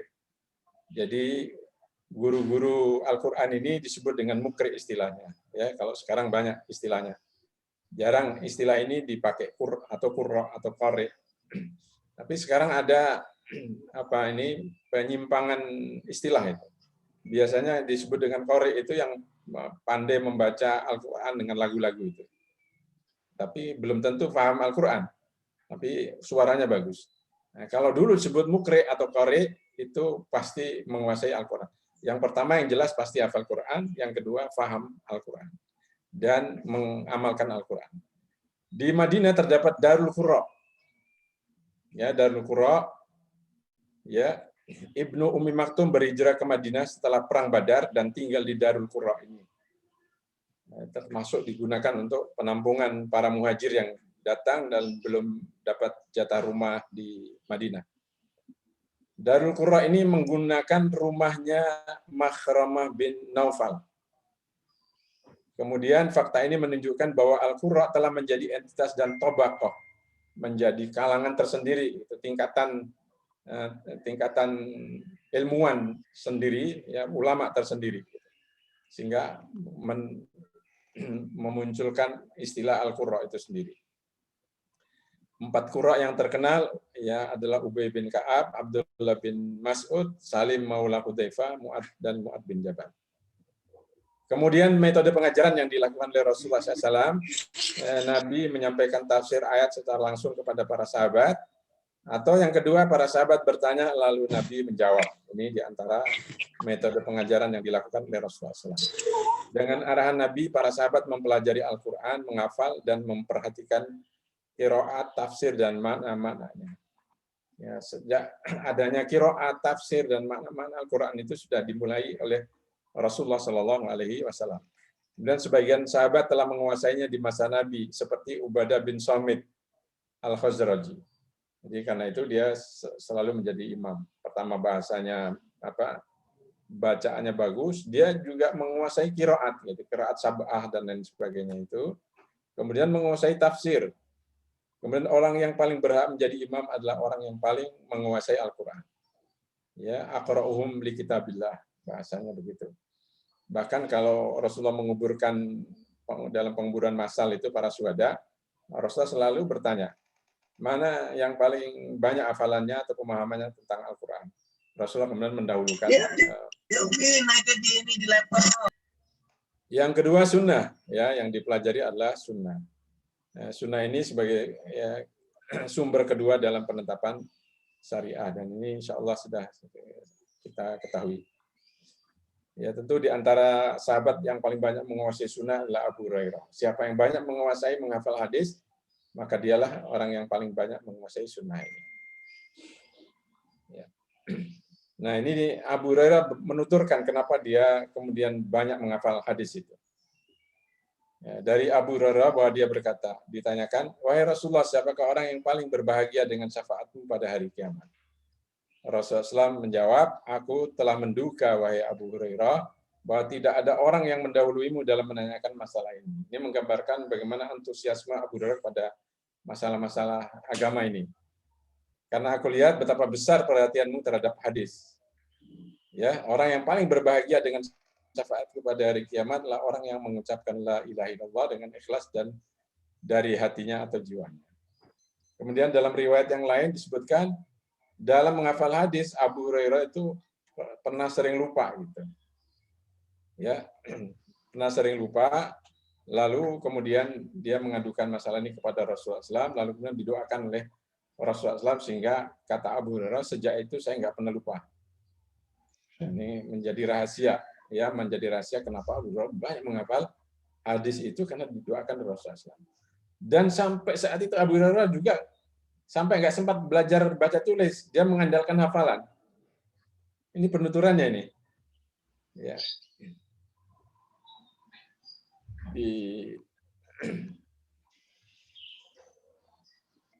Kemudian tentang penulisan hadis, ya mulanya Nabi melarang menulis hadis karena khawatir tercampur dengan Al-Quran yang saat itu belum dihimpun dan khawatir melupakan Al-Quran karena sibuk memperhatikan hadis. Kemudian Nabi mengizinkan sebagian sahabat untuk menulis hadis. Di antaranya Abdullah bin Amr bin Al-As, ia termasuk sahabat yang banyak menulis dan menghafal hadis. Bahkan Abu Hurairah memberikan kesaksiannya tentang hal ini. Nah, ini kesaksian Abu Hurairah. Tidaklah ada seorang pun dari sahabat Nabi yang lebih banyak hadisnya dibandingkan aku, kecuali Abdullah bin Amr. Ya, sebab ia bisa menulis sedangkan saya tidak. Nah, ini. Dan ini ada kritik orientalis itu yang tentang kenapa Abu Hurairah banyak meriwayatkan hadis. Nah, kritiknya ini tidak relevan, tidak memahami karakter masyarakat waktu itu. Katanya bagaimana seorang bisa menghafal ribuan hadis ini, katanya. Nah, dia tidak tahu bagaimana dia sudah mendapatkan doa dari Rasulullah Shallallahu Alaihi Wasallam. Yang kedua, di zaman itu tidak seperti zaman sekarang. Zamannya zaman tidak ada kemaksiatan sehingga hafalan orang kuat-kuat. Yang ketiga, zamannya belum populer penulisan. Orang waktu itu mengandalkan hafalan. Di Mekah saja selama dakwah di Mekah, menulis itu belum diajarkan Rasulullah. Rasulullah masih mengandalkan hafalan karena Rasulullah tahu masyarakat Arab waktu itu hanya mengandalkan hafalan sehingga mereka kuat-kuat hafalannya. Inilah yang kemudian dimanfaatkan oleh Rasulullah. Tapi karena kondisi di Madinah kondusif sehingga dimulailah belajar tulis menulis.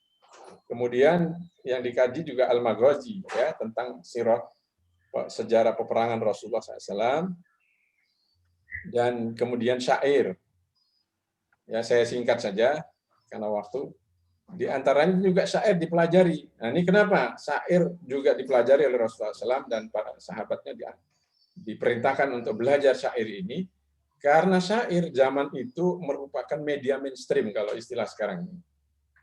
Nah, sehingga ini menjadi pelajaran bagi kita dalam berdakwah ini kita juga harus menggunakan media mainstream gitu. Ya, harus menggunakan ini. Karena itu di dalam Al-Qur'an juga di dalam hadis-hadis ada pembicaraan ya, tentang syair ini. Pertama ada yang mengecam, mencela syair, dan yang kedua memuji syair. Apa maknanya ini? Maknanya adalah arahan dari Al-Quran dan hadis Rasulullah agar syair itu digunakan ya, dengan baik dan dengan benar. Ya, jadi jangan salah ini. Kalau tidak utuh melihat syair, ya, teks Al-Quran dan hadis Nabi ada yang memuji syair dan ada yang mencela syair. Yang maksudnya adalah agar syair ini digunakan sesuai sebagai sebuah sarana media harus ya, digunakan bagaimana mestinya. Nah itu inti dari kenapa kemudian yang dipelajari oleh para sahabat itu syair. Karena itu Rasulullah punya beberapa penyair itu. Penyair-penyair Rasulullah SAW yang terkenal diantaranya adalah Hasan bin Sabit, ya, kemudian siapa ini? Ka'ab bin Malik, Ustaz. Ka'ab bin Malik dan Abdullah bin Rawahah. Ini penyair-penyair handal Rasulullah SAW. Bahkan ketika Fathu Mekah itu, Abdullah bin Rawahah ketika Rasul masuk di Masjidil Haram, dia bersyair di dalam Masjidil Haram di dekat Ka'bah. Ditegur oleh Umar, di Masjidil Haram kamu baca syair. Jangan, katanya. Rasulullah mendengar itu, kata biarkan Umar, katanya. Dia bersyair dengan syair-syair yang indah, yang baik. Sudah diislamisasi lah kira-kira itu bahasanya. Biarkan dia bersyair. Ya, Umar masih punya pemahaman sebagian yang salah tentang syair gitu. Menurut Umar nggak boleh bersyair di Masjidil Haram. Kata Rasulullah, biarkan dia. Dia sudah bukan zaman dulu lagi, ini sudah diislamkan syairnya. Nah, jadi ini kalau kita bahasakan sekarang ya gunakanlah media dakwah yang efektif di masyarakat itu apa, maka pakai itu. Kalau Twitter efektif untuk dakwah ya manfaatkan ya Twitter, ya cuitan. Ya. Ini contoh-contoh dakwah yang dilakukan oleh Rasulullah SAW. Kemudian juga tentang al-ansab, silsilah nasab. Kalau bahasa sekarang ini adalah sosiologi gitu. Karena itu para dai harus menguasai ini juga, ilmu sosiologi. Ada juga harus di kalangan para dai ini muncul sosiolog-sosiolog yang kalau memberikan pengamatan ya tentang aspek sosiologis gitu ya, bisa didengar oleh orang banyak. Kemudian tulis menulis. Ya, ini bukan sekedar tulis menulis, tetapi juga ya, masalah manajemen dan administrasi. Karena itu disebutkan bahkan dalam riwayat itu penulis wahyu sebanyak 42 menurut sebagian riwayat.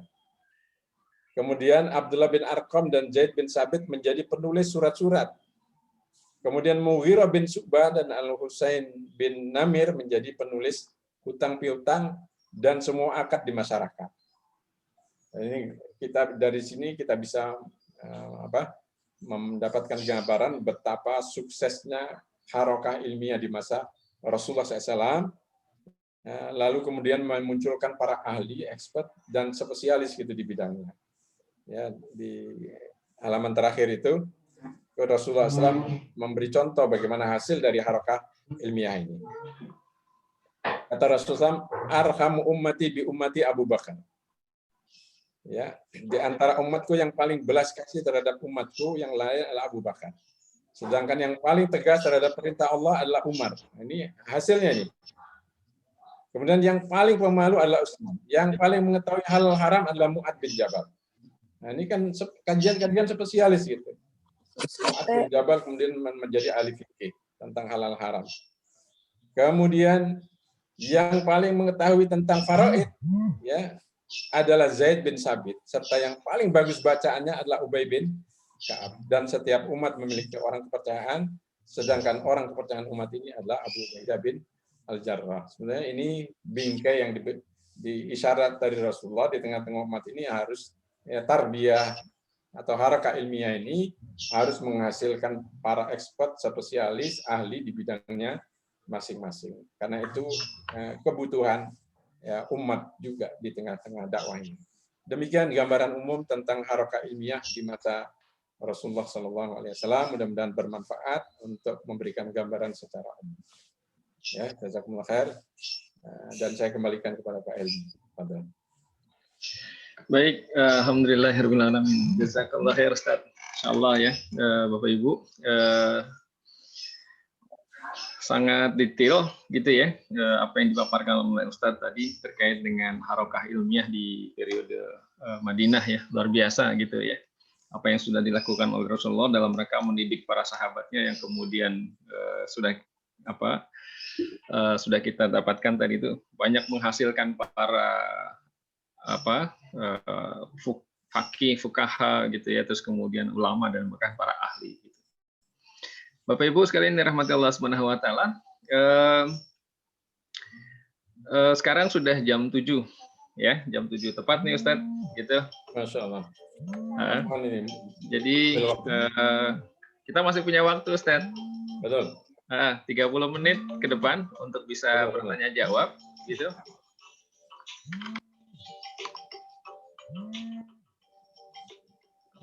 Kita lihat dulu nih, ada beberapa pertanyaan mungkin. Oke. Kalau Bapak Ibu akan ada yang bertanya secara langsung, silakan bisa raise hand-nya ya. Terus kemudian nanti bisa open mic untuk menyampaikan pertanyaan. Atau kalau mau disampaikan melalui chat room juga bisa disampaikan ya. Ini ada dari Ibu Dedeh, Ustaz. Ya.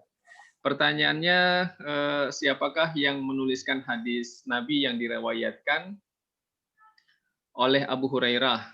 Maksudnya, bagaimana caranya hadis tersebut bisa sampai kepada perawi hadis seperti Bukhari dan Muslim? Itu Ustaz, silakan. Yes, periwayatan hadis ini secara berantai gitu. Dari para sahabat pun mengajarkan hadis dan punya murid-murid gitu. Punya halaqah-halaqah khusus, diajarkan di halaqah-halaqah khusus. Lalu kemudian mereka menjadi ulama dan menyampaikan lagi kepada masyarakat, dan selalu mereka punya halaqah-halaqah khusus yang kemudian melahirkan ulama-ulama di kalangan tabi'in, seperti Hasan al-Basri. Banyak sekali kalau kita baca bagaimana sejarah penulisan hadis itu yang secara umum para sahabat ini selalu di samping taklim jama'i, kajian umum, mereka juga mengkader gitu, mengkader kader-kader khususnya, murid-murid khususnya, yang kemudian mereka menghafal dan selalu di zaman itu selalu mengandalkan hafalan, tidak mengandalkan tulisan. Baru belakangan saja tulisan itu dijadikan sebagai pendukung, ya, dan kemudian dimulai penulisan hadis itu secara resmi di masa Umar bin Abdul Aziz. Di masa Umar bin Abdul Aziz itu masih ada sebagian sahabat terakhir, akhir-akhir gitu, dan tabiinnya banyak, murid-muridnya para sahabat. Karena itu Umar bin Abdul Aziz melihat khawatir ini jangan-jangan hadis ini nanti nggak bisa dijaga, ya, keberadaannya karena mereka meninggal, wafat. Ya, dan kualitas hafalan generasi berikutnya belum tentu sekuat mereka. Lalu kemudian muncullah gerakan penulisan hadis yang digagas dan dimulai di masa Umar bin Abdul Aziz, yaitu di masa Daulah Umayyah. Dia khalifah, dikenal sebagai khalifah yang kelima itu. Jadi Umar bin Abdul Aziz ini adalah masuk dari generasi tabi'in gitu. Ya, karena itu otentisitas hadis-hadis ini bisa dipertanggungjawabkan secara ilmiah. Tadi sebagian anak-anak sahabat itu juga sudah mulai menulis. Penulisan di pelepah kurma dan lain sebagainya. Dan mereka mengambil spesialis. Ada spesialis sirah, ada spesialis halal haram, ada spesialis waris, dan lain sebagainya. Nah, tentu mereka juga melahirkan murid-murid khususnya. Murid-murid khusus inilah yang kemudian secara berantai sampai kemudian hadis-hadis itu dibukukan diantaranya di masa Umar bin Abdul Aziz, dan setelah itu gerakan penulisan hadis itu masif sampai kemudian sampai di zaman kita sekarang ini. Ya, itu diantaranya Bu Dedeh. Ada buku, banyak buku ya tentang itu. Judulnya itu Tadwinus Sunnah, kodifikasi sunnah. Itu bisa dibaca secara lengkap, data-datanya ada gitu. Siapa saja muridnya Abu Hurairah, siapa saja muridnya Abdullah bin Umar, siapa saja muridnya Mu'ad bin Jabal, itu masing-masing punya murid di kawasan-kawasan tertentu. Ya, di Syam, di Irak, di Madinah, di Mekah, di berbagai pusat-pusat keilmuan. Wallahu a'lam. Baik, Ustaz. Berikutnya dari Ibu Sri M. Bahrun, Ustaz. Mohon penjelasan. Idealnya seorang dai bisa menguasai banyak ilmu, seperti yang tadi Ustaz sampaikan, bisa menguasai sosiologi. Mana batasan ilmu yang sifatnya fardu kifayah, yang bisa dikuasai oleh orang-orang tertentu yang akan menjadi ahli pada bidang tertentu? Dan standar ilmu apa saja yang sebaiknya dikuasai oleh seseorang dai untuk mendukung syiarnya? Demikian, Ustaz. Ya, pertama kata Imam Ghazali, kuasai dulu ilmu yang wajibnya. Ilmu wajibnya yang Al-Quran, Sunnah ini kuasai. Kemudian ilmu penunjang pilih satu saja karena nggak mungkin. Ya, di sosiologi atau ambil sastra atau sejarah atau apa saja. Nah, manfaatkan itu untuk kemudian sebagai media dakwah kita yang utama di situ. Karena zaman kita ini tidak seperti zaman ulama di masa dahulu. Kalau di masa dahulu itu ada ulama ensiklopedis tuh. Ada yang hafal Quran, hafal hadis, menguasai kedokteran, menguasai sosiologi, menguasai psikologi dan lain sebagainya. Ibnu Qayyim itu ulama multi talent itu. Ya, Ibnu Taimiyah juga. Terus banyak ulama-ulama yang Masya Allah. Jadi dokter tapi juga hafal Quran dan sebagainya. Sekarang sebagian sudah mulai itu, tapi tidak seperti di zaman dulu. Kalau satu saja bisa, itu sudah bagus. Hanya dari dokter tapi juga jadi ulama. Jadi ulama tapi juga dokter. Jadi ulama tapi juga sosiolog. Ulama tapi ahli sejarah. Ulama, ahli sains dan lain sebagainya. Pilih salah satu saja, jangan semuanya. Ya, kalau serakah di dalam ilmu juga nggak boleh. Ya, apalagi kapasitas kita terbatas. Sudah ambil salah satu saja. Allah alam. Baik, terima kasih Ustaz. Kemudian ada pertanyaan dari Ibu Najwa Safira, Ustaz. Assalamualaikum warahmatullahi wabarakatuh. Izin tanya Ustaz, ada dua ini Ustaz pertanyaannya. Yang pertama, peruntukan sufah, apakah hanya untuk orang yang hijrah ke Madinah untuk belajar Islam, atau tersedia untuk orang lain atau seseorang yang mencari perlindungan atau suaka? Kemudian pertanyaan yang kedua, bagaimana ketentuan akselerasi dalam belajar Islam dapat dilakukan? Jazakumullah khairan katsiran. Demikian Ustaz. Ya, sufa ini menjadi tempat penampungan para fuqara gitu, fuqara masakin. Ya, sekarang contohnya diantara seperti para muhajirin yang baru datang dan lain sebagainya itu ditampung di sufa. Belakangan agak kemudian ada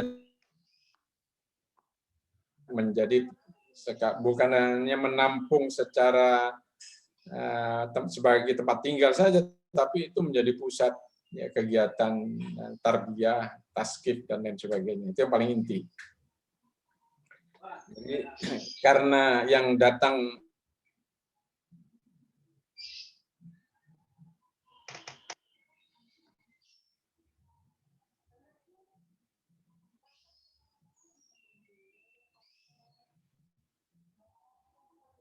Tes, putus-putus Ustaz. ada beberapa orang Ansor yang nanti kemudian ketika Rasulullah SAW membebaskan benteng Khaybar itu, sebagian besarnya dibagi kepada kaum muhajirin. Ada dua kalau tidak salah, ada dua atau satu kaum Ansor yang kemudian juga dibagi ghanimah itu karena memang miskin. Nah, ini termasuk diantaranya ya, dia tinggal di Sufah. Kemudian yang kedua tentang gimana tadi akselerasi. Bagaimana ketentuan akselerasi dalam belajar Islam dapat dilakukan? Ya. Akselerasi dalam belajar Islam, Ustaz. Ya, dari yang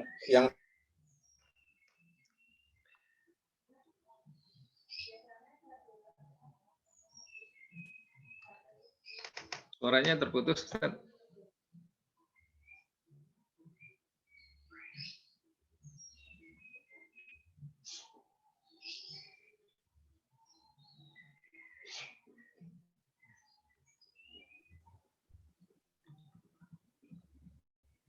suaranya sudah didengar? Ya, sekarang sudah, Ustaz. Ya, bisa jaringan.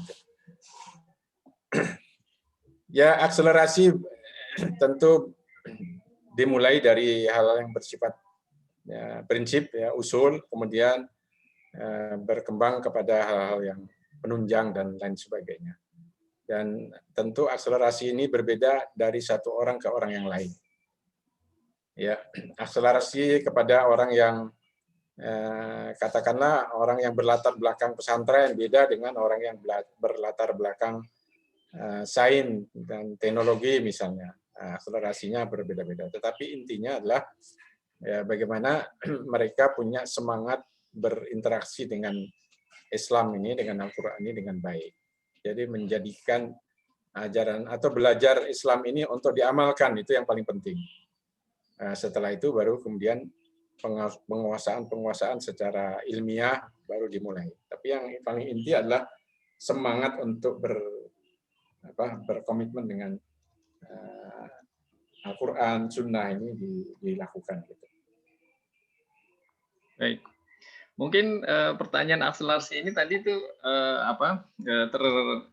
terpicu dengan apa yang disampaikan sama Ustadz tuh, bahwa Abu Hurairah itu dia bisa banyak menghafalkan hadis, meriwayatkan hadis itu karena dia bisa melakukan sebuah akselerasi gitu, Ustaz. Mungkin bisa disampaikan, Ustaz. Bagaimana Abu Hurairah dalam hal ini melakukan akselerasi itu, Ustaz? Kalau dari Abu Hurairah itu yang paling kita lihat itu semangatnya. Ya, semangatnya itu luar biasa. Sampai kemudian minta didoakan itu. Ya, tadi kan sampai minta ya Rasulullah, Saya sering lupa ini, mohon didoakan. Lalu didoakan dari Rasulullah. Itu kan menunjukkan bagaimana semangat Abu Hurairah. Yang kedua, dari semangat ini kita bisa lihat gitu dari Abu Hurairah ini, di zamannya Umar, Abu Hurairah itu ditunjuk jadi gubernur. Ya.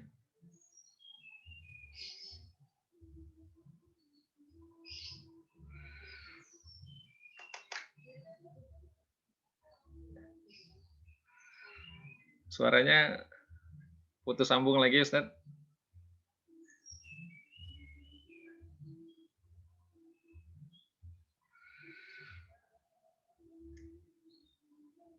Juga jadi gubernur.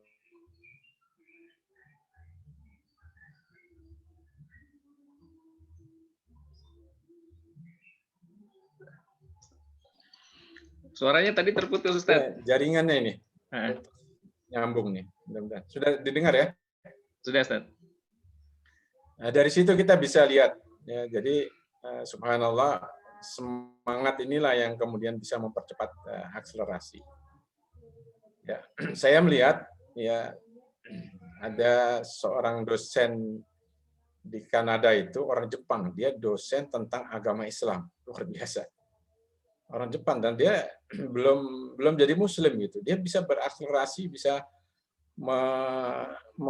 mempelajari bahasa Arab, bahkan nulis buku. Orang Jepang nulis buku dalam bahasa Arab.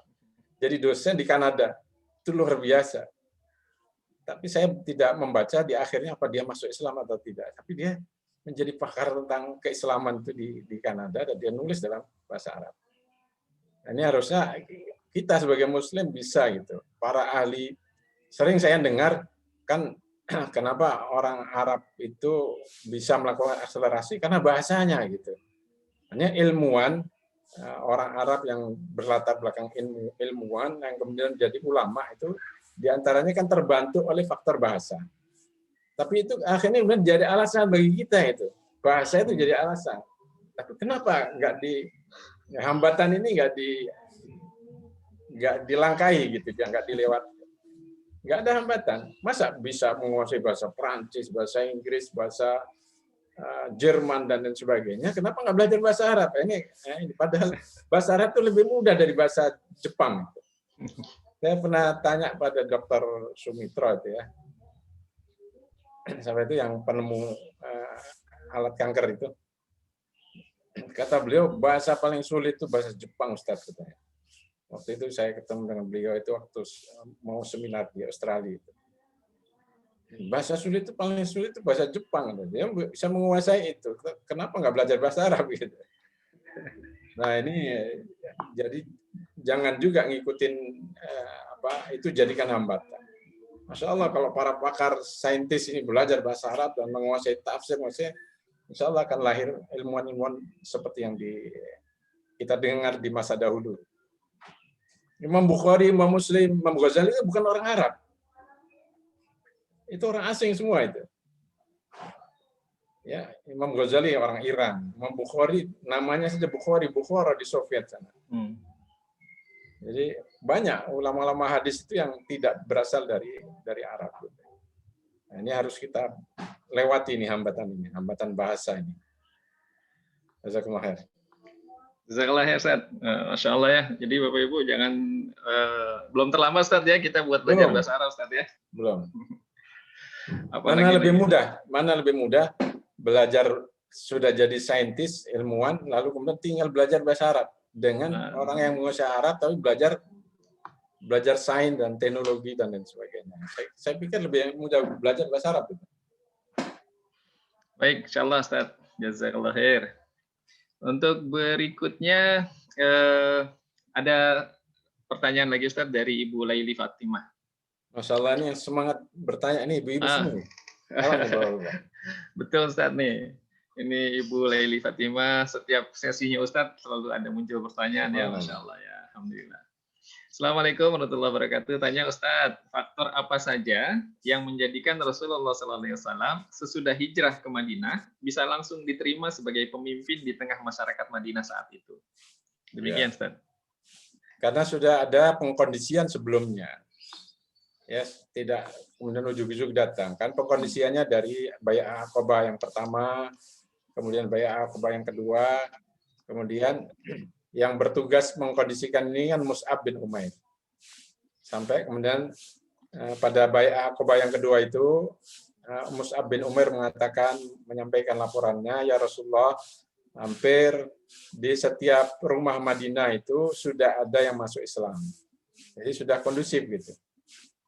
Sehingga dan yang masuk Islam juga tokoh-tokohnya gitu. Tokoh Aus dan Khazraj sudah diislamkan oleh Mus'ab bin Umair. Jadi sudah ada pengkondisian sebelumnya.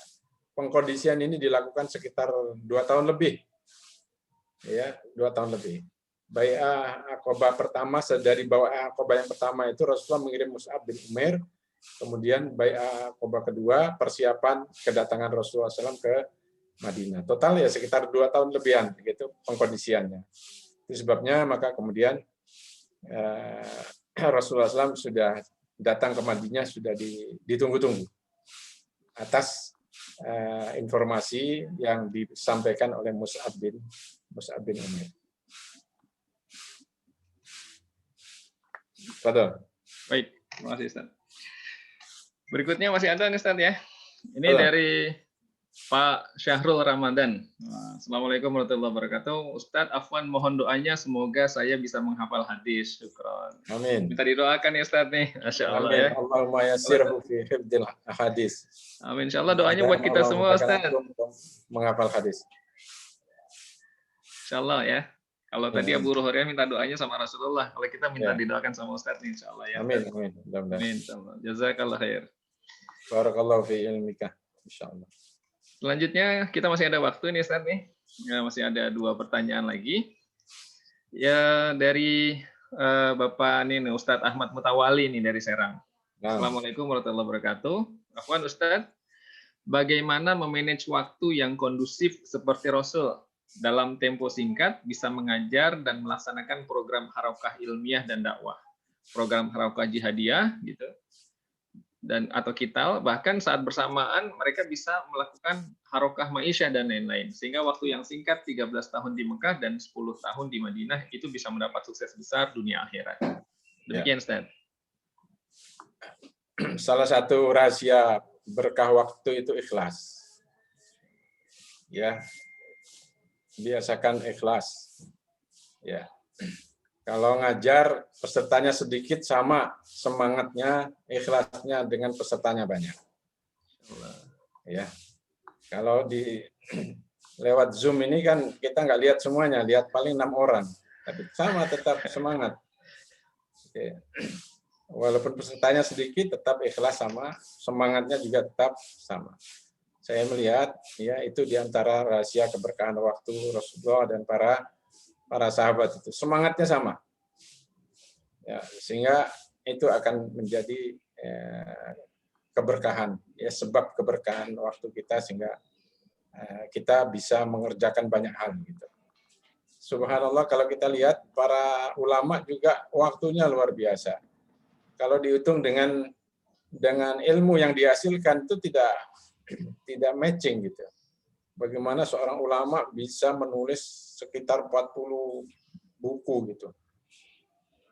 Di zaman itu padahal belum ada alat tulis yang canggih seperti sekarang. Ibnu Taimiyah itu di penjara.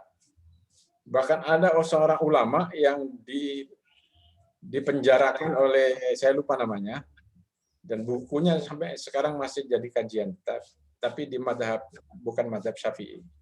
Dia dipenjarakan oleh seorang penguasa, dimasukkan ke dalam sumur, tapi murid-muridnya datang belajar dari atas mulut sumur, dia di bawah sumur itu. Didiktekan ada buku masih sekitar 15 jilid, sampai sekarang diterbitkan dalam bentuk buku. Itu didiktekan dari dasar sumur dan didengar oleh muridnya di atas. Ya, itu gara-gara ulama ini menfatwakan bahwa pernikahan sang raja waktu itu, raja muslim, tidak sah karena dilakukan pada saat wanita yang ditinggal mati oleh suaminya itu belum selesai masa iddahnya sudah dinikahin. Lalu dinyatakan ulama ini tidak sah. Nah, karena itu raja marah, lalu dia dimasukkan dalam sumur kering. Ya, tapi enggak putus semangat itu. Murid-muridnya disuruh datang, dah setiap pagi kamu datang ke sini, dengarkan pengajian dari dalam sumur, luar biasa. Ya, Ibnu Taimiyah menulis bukunya juga di dalam penjara, ditulis di tembok, kemudian dicatat oleh muridnya dari luar kamar penjara itu. Nah, ini keikhlasan inilah dan semangat inilah yang kemudian menjadi rahasia keberkahan waktu kita semua, insya Allah. Mudah-mudahan kita bisa mendapatkan keberkahan dari waktu kita, insya Allah. Amin ya rabbal alamin. Baik, jazakallah khair Ustaz. Alhamdulillah ya Bapak Ibu yang dirahmati Allah Subhanahu wa taala. Pertanyaan-pertanyaannya sepertinya sudah terjawab semua oleh Ustadz. Tinggal terakhir nih ada usulan nih dari Pak Agus Lius Kurniawan. Ya. Itu seperti yang tadi disampaikan sama Ustadz nih, Pak Agus mengusulkan agar Nurul Fikri membuat kelas bahasa Arab nih, online mungkin gitu ya. Itu penting tuh, ahlinya banyak tuh. Insya Allah mudah-mudahan nanti bisa direalisasi ya. Jazakallah khair usulnya Pak Agus. Ustadz, ini kita partisipan yang muncul di Zoom kita hari ini itu 95 orang gitu ya.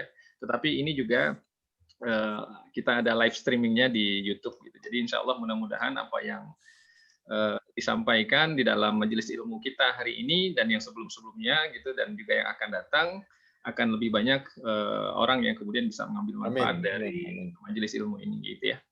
Baik, sekarang sudah di pukul 7.24 dan pertanyaan juga sudah terjawab semua gitu. Insya Allah mudah-mudahan kita berharap kepada Allah Subhanahu wa taala agar kita semua yang hadir pada hari ini bisa mendapatkan keberkahan dari majelis ilmu kita. Dan jazakumullah khairan katsiran kepada Ustadz Anur Rafiq Saleh Tamhid, barakallahu fiik, atas segala ilmu yang diberikan kepada kita.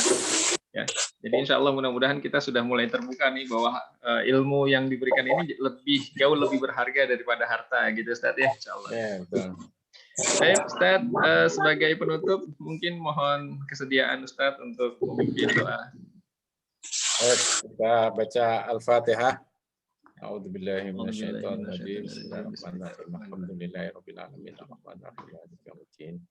Iyyaka na'budu wa iyyaka nasta'in. Shiratal mustaqim. Shiratal ladzina an'amta 'alaihim ghairil maghdubi 'alaihim waladdallin. Amin. Allahumma shalli ala sayyidina Muhammadin wa ala alihi wa sahbihi ajma'in.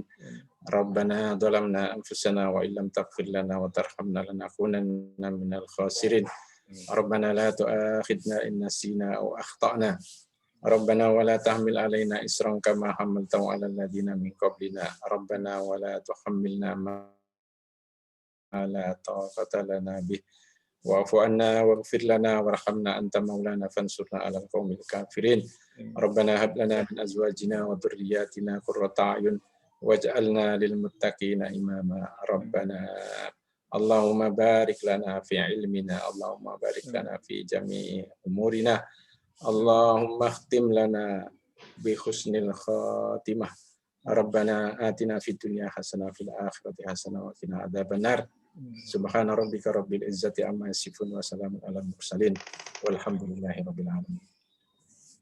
Bismillahirrahmanirrahim. Jazakumullah khairan katsiran Ustaz. Demikianlah Bapak Ibu sekalian majelis ilmu kita di pagi hari ini. Sampai ketemu lagi insya Allah di kajian pekan depan gitu. Sama-sama kita akhiri dengan istighfar, hamdalah dan doa kafaratul majelis. Subhanakallahumma wa bihamdika asyhadu an la ilaha illa anta astaghfiruka wa atubu ilaik. Jazakumullah khairan Ustaz Aunur dan Bapak Ibu semua. Assalamualaikum. Waalaikumsalam warahmatullahi wabarakatuh. Waalaikumsalam warahmatullahi wabarakatuh. Insyaallah sampai ketemu lagi Jazakumullah khairan. di kajian pekan depan. Assalamualaikum Bapak Ibu semua. Waalaikumsalam warahmatullahi wabarakatuh.